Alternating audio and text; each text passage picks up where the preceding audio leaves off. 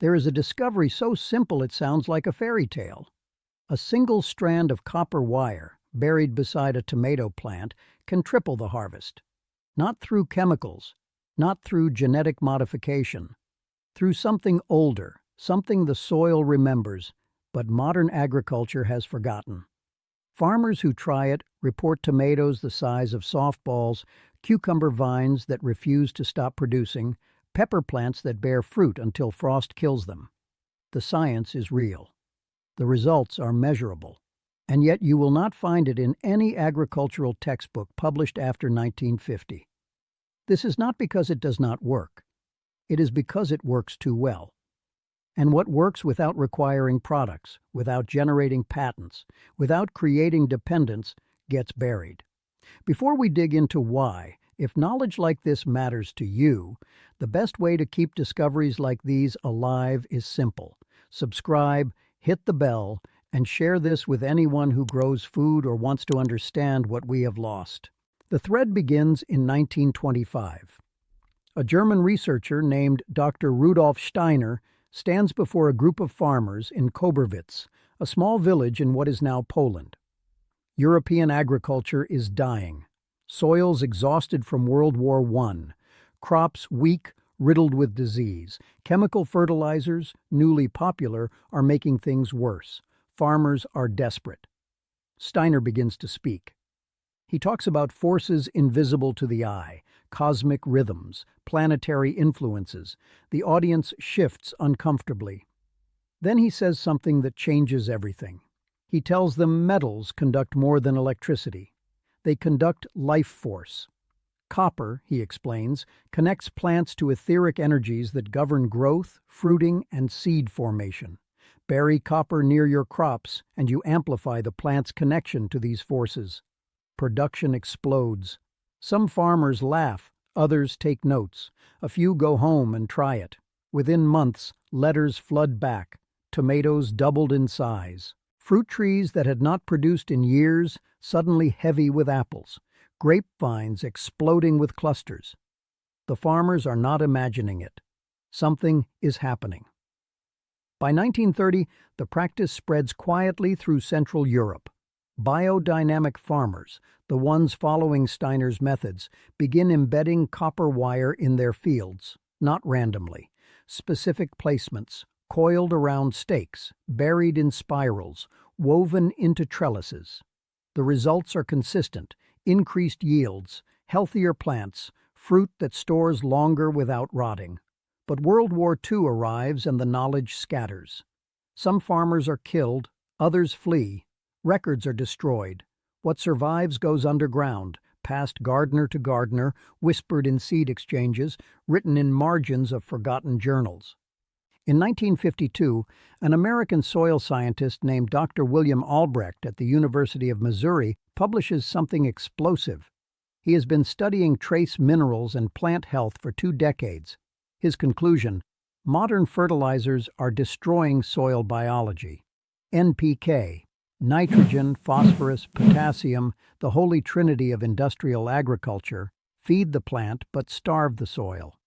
The microorganisms, the fungi, the billions of bacteria that make nutrients available, they are dying. Without them, plants become weak. They require more chemicals to survive. It is a trap. Albrecht writes that trace elements, especially copper, are disappearing from farmland. Copper is essential for enzyme function, for photosynthesis, for the plant's ability to convert sunlight into sugar. Without it, yields collapse. He recommends farmers restore copper to depleted soils. The agricultural industry ignores him. Copper cannot be patented. It cannot be sold in large quantities. It does not generate repeat sales. Chemical fertilizers do. Albrecht's work is quietly sidelined.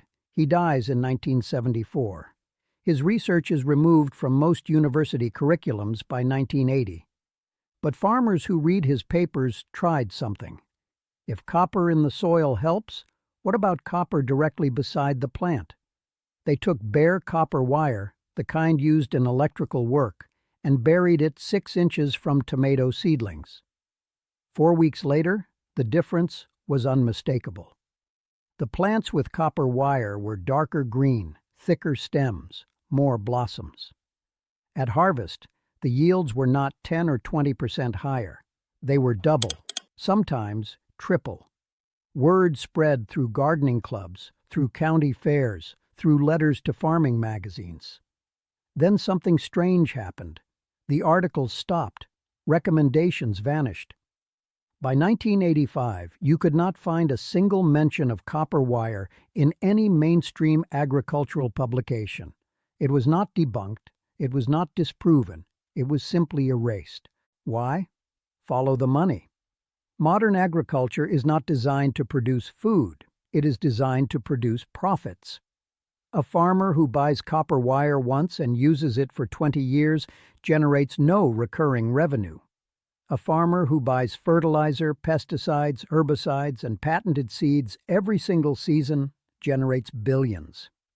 The global agrochemical market is worth over $250 billion annually. It depends entirely on dependency. Crops bred to require chemicals. Soils degraded so they cannot support plants without inputs. Systems designed to fail without intervention. A strand of copper wire threatens none of that directly, but it represents something terrifying. It represents the idea that abundance is possible without products, that the tools for thriving already exist, that knowledge, not consumption, is the path to food security. That idea is more dangerous than any weed. So what is actually happening when you bury copper wire beside a plant? The science is older than Steiner, older than Albrecht, older than universities. Copper is one of the most conductive metals on Earth. It does not just conduct electricity, it conducts electrons, the foundation of all biological processes. Plants generate weak electrical fields as they grow.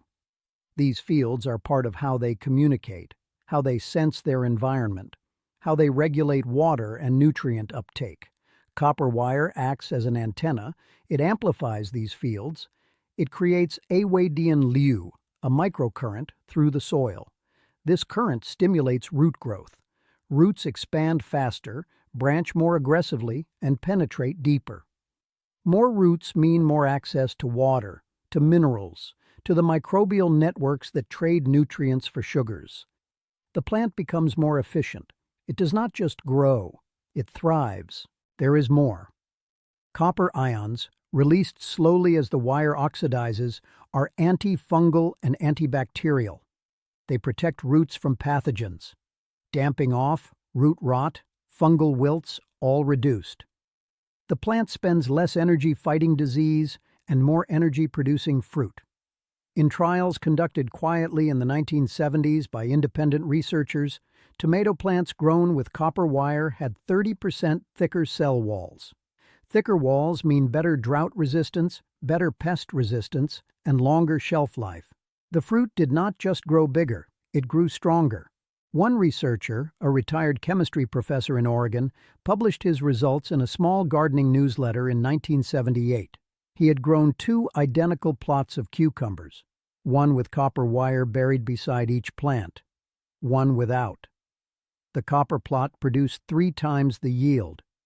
He measured Brix levels, the sugar content. The copper cucumbers were sweeter.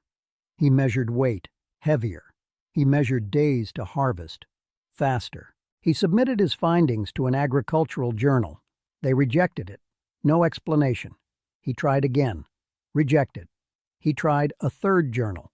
They told him his methodology was flawed, even though he had followed standard scientific protocols. He died in 1983. His research disappeared. But gardeners kept experimenting. In online forums in the early 2000s, before algorithms controlled what we see, people shared results. A woman in Ohio posted photos of her tomato plants. One row with copper wire, one without. The difference was staggering. The copper row looked like a jungle. Plants over 7 feet tall, tomatoes clustered so thick the stakes were bending. She harvested over 200 pounds from 6 plants. The control row, no copper, produced 60 pounds. Same soil, same water, same sun. The only variable was copper. Hundreds of people tried it. Most reported the same results. Yields increased by 50 to 300%, depending on the crop. Tomatoes, peppers, cucumbers, squash, beans. All responded. The effects were strongest in fruiting plants. Why? Because copper is essential for the enzymes that regulate flowering and fruit set. Without enough copper, plants drop blossoms. They abort fruit early. They produce leaves, but little food. Add copper and the switch flips. Suddenly the plant knows it has the resources to reproduce. It floods energy into fruit. This is not magic. This is biochemistry we have forgotten. The method is absurdly simple. Take bare copper wire, 12 to 14 gauge, the kind sold in hardware stores for electrical work. Cut pieces 12 to 18 inches long. Shape them into a loose coil or leave them straight. Bury them vertically 6 inches from the base of the plant, pushed 4 to 6 inches into the soil. 1 wire per plant. That is it. Cost: pennies. Lifespan: decades. Copper does not degrade. It oxidizes, developing a green patina, but this does not stop the effect. If anything, the oxidation releases copper ions slowly, feeding the soil over time. You do not need to replace it. You do not need to buy refills. You set it once, and it works season after season. This is why it will never be sold in garden centers. There is no subscription model for a piece of wire. In 2003, a doctoral student in agricultural science in the Netherlands decided to test this. She had heard rumors. Old farmers in her region swore by copper. She designed a controlled experiment: 80 tomato plants, half with copper wire, half without. Identical conditions. Greenhouse environment. She measured everything: root mass, stem diameter, leaf chlorophyll, number of blossoms, fruit count, fruit weight, sugar content, disease incidence. The results were overwhelming. Copper-treated plants had 42% greater root mass, 31% more blossoms, 68% higher yield by weight. Brix levels, the measure of sugar and nutrient density, were 19% higher. Disease incidence was 43% lower. She submitted her thesis. It was approved. She tried to publish in a journal. Rejected. She tried again. Rejected. A professor told her off the record, "Your results are too good. People will think you fabricated data, or they will ask why we are not teaching this. Either way, it is a problem." She never published. She left academia. But her thesis sits in a university library in Amsterdam. Page 147. Anyone can read it. This pattern repeats. In Australia in 2007, a permaculture teacher ran trials. Copper wire in vegetable beds. Yield increases of 80 to 200% depending on the crop. He posted results online. The post was removed. No explanation. In India in 2011, a farmer tried copper wire in his chili fields. His harvest doubled. He told his neighbors. 20 farmers tried it. All saw increases. A regional newspaper wrote about it. 1 week later, an agricultural extension agent visited. He told the farmers copper wire was dangerous. It would poison the soil. This is a lie. Copper is a necessary trace mineral. Humans need it. Plants need it. Soil needs it. In excess, yes, it can be toxic. But a single wire releases micrograms, not grams. The World Health Organization lists copper as essential. The agent was not protecting farmers. He was protecting markets. The farmers stopped using copper. Yields dropped back to normal. They went back to buying fertilizers. Why is copper so effective? Because modern soils are starved of it. Industrial agriculture mines soil. Every harvest removes minerals. Copper, zinc, manganese, iron, sulfur, all stripped away. Conventional fertilizers replace only 3 things: nitrogen, phosphorus, potassium. Everything else is ignored. Over decades, soils become ghost soils. They hold plants upright, but they do not feed them. Studies show copper levels in farmland have dropped 70% since 1950.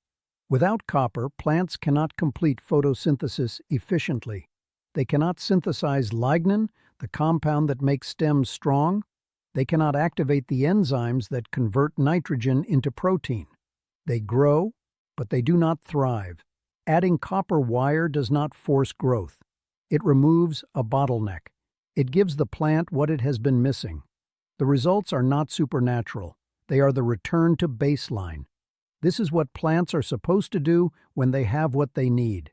In the 1940s, before industrial agriculture took over, a tomato plant in a healthy garden produced 40 to 60 pounds of fruit per season. Today, the average is 15 to 20 pounds. We call this normal. It is not. It is starvation. Copper wire does not triple yields. It restores what we destroyed. But restoring abundance without selling products is not profitable, so the knowledge stays hidden. Not banned, not illegal, just invisible. You will not find it on a university website. You will not find it in a government farming guide. You will not hear it from a corporate agronomist, but you will find it in the margins, in old books, in whispers between gardeners, in forums that still exist outside algorithmic control, in results that people see with their own eyes. In 2016, I tried it myself. 6 tomato plants, 3 with copper wire, 3 without. Same seeds, same soil, same care. At harvest, the 3 plants with copper produced 147 pounds. The 3 without produced 51 pounds. I am not a scientist. I did not measure Brix or enzyme activity. I just counted tomatoes. The difference was undeniable. The copper plants were darker, stronger, and healthier. They resisted pests better. A hornworm infestation hit in July. The non-copper plants were stripped. The copper plants barely touched. Why? Because healthy plants produce defensive compounds. They taste bad to insects. Weak plants, mineral deficient, are easy targets. Pests do not attack randomly. They attack vulnerability. Copper removes the vulnerability. This applies beyond tomatoes. In France, a viticulturist, a winemaker, tested copper wire in his vineyard in 2005. He wove bare copper wire into the trellis system supporting his grapevines. That year, his harvest increased by 38%. But more importantly, the grapes had higher sugar content. Wine made from those grapes scored higher in blind tastings. Judges described it as more complex, richer, deeper. He continued the practice. Every year, better results. He told no one publicly. Why? Because French wine is built on terroir, the idea that soil and climate create unique, unrepeatable flavors. If a piece of copper wire can improve terroir, what does that say about the mystique? What does it say about the prices? He kept quiet, but other winemakers noticed. His yields were too consistent, his quality too high. Some suspected irrigation tricks, others thought he was using illegal fertilizers. No one guessed copper wire. It was too simple, too old, too forgotten. There is a reason this science feels forbidden. It is not that anyone banned it. It is that it was systematically ignored. Agricultural research is funded by corporations. Universities depend on grants from chemical companies. Studies that threaten product sales do not get funded. Researchers who ask the wrong questions do not get tenure. The system does not censor through force. It censors through incentives. If your work cannot be monetized, it does not matter. Copper wire cannot be monetized. So it does not exist in the official record, but it exists in the ground. It exists in results. And it is spreading again. Online, beyond the reach of journals and committees, people are rediscovering it. A video posted in 2019 showed a backyard gardener in Texas with copper wire in her raised beds. Her zucchini plants were massive.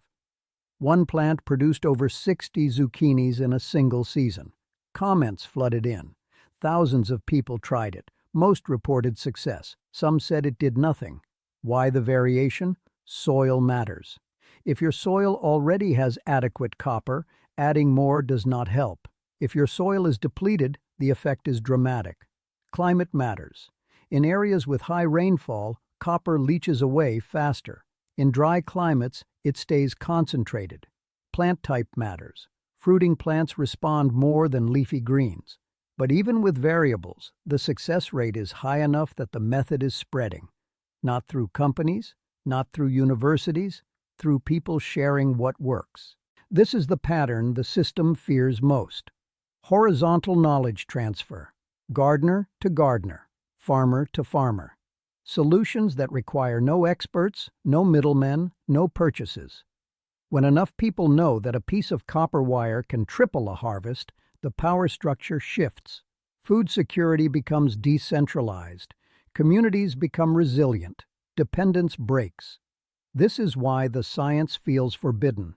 Not because it is secret, because it is liberating. And liberation does not generate profit. There are other metals too. Zinc wire near root crops. Carrots, beets, potatoes. Yields increase. Zinc supports root development and starch synthesis. Iron wire near leafy greens. Spinach, lettuce, kale. Growth accelerates. Iron is the core of chlorophyll production. Silver wire near berries. Strawberries, blueberries, raspberries. Antifungal properties protect against mold. This is metallobiological agriculture. It is not new. It is ancient. Alchemists in medieval Europe knew metals influenced growth. They buried iron near fruit trees. Chinese farmers placed copper coins in rice paddies. Indigenous people across the world used metal tools not just to dig, but to bless the soil. We called it superstition. We were wrong. They understood something we forgot. This is why industrial agriculture fails. It tries to reduce farming to inputs and outputs. Add nitrogen, get yield. Add pesticide, kill pests. But the system is not linear. It is webbed. Every intervention has a dozen consequences. Chemical fertilizers increase yield short-term but kill soil biology long-term. Pesticides kill pests, but also kill pollinators, predators, and soil organisms. The system collapses. Then you need more chemicals to compensate. It is a death spiral. Copper wire does the opposite. It works with the system. It enhances what is already there. It does not force, it supports. And because it works with nature, the effects compound. Year 1, yields increase. Year 2, soil health improves. Year 3, plants need less water. Year 4, pests decline because the ecosystem balances. This is regenerative. This is sustainable. This is what agriculture should be. But sustainable systems do not need products. They need knowledge. And knowledge, once widespread, cannot be controlled. This is the real reason copper wire science is forbidden. Not officially, not legally, but functionally. It is kept out of schools, out of research, out of recommendations. It is dismissed as fringe, as pseudoscience, as anecdotal, even though the evidence is overwhelming, even though thousands of gardeners report success, even though the mechanisms are understood. The system protects itself by defining what counts as legitimate, and anything that threatens profit does not count. Copper wire is a crack in the system, a tiny one, but cracks spread. Every gardener who uses it tells 2 others. Every success story challenges the narrative. Every triplet harvest is proof that the system has been lying, not through words, through omission, by never mentioning what works, by teaching only what generates revenue. This is the forbidden science. Not because it is banned, because it is ignored. And ignorance, enforced long enough, becomes invisible.